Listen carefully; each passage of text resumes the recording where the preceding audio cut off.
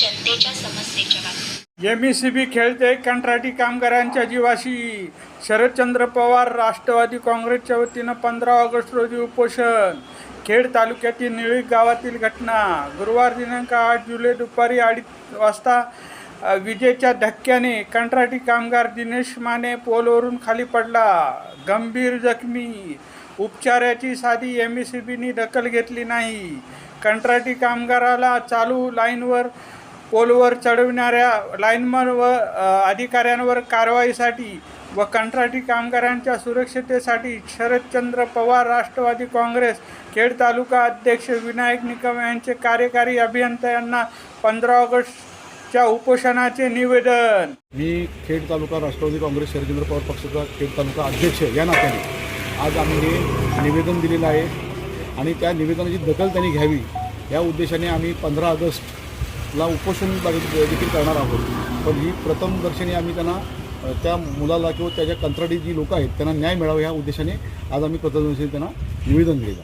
गेल्या आठवड्यामध्ये अपिल येथील कंत्राटी कामगार महावितरणाचे दिनेश माने हे यांचा दुर्दैवी म्हणजे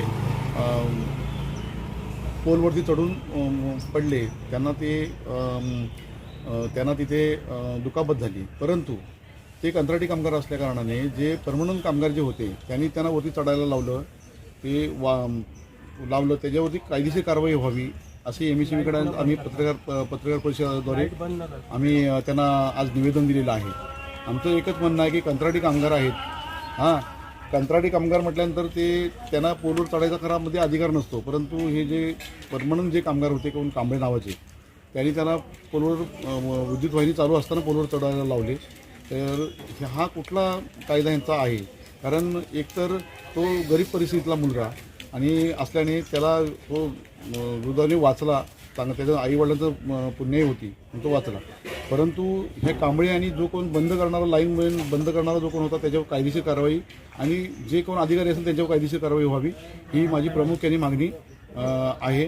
आणि त्याला इथून पुढं जे खरोखर कंत्राटी कामगार असतील त्यांच्यासुद्धा जीविताला धोका आहे, त्यांनासुद्धा ह्याच्यातून न्याय मिळावा ही आमची खेड तालुका राष्ट्रवादी काँग्रेस शरदचंद्र पवार पक्षाच्या वतीने प्रमुख मागणी आम्ही इथं आज ठेवलेली आहे।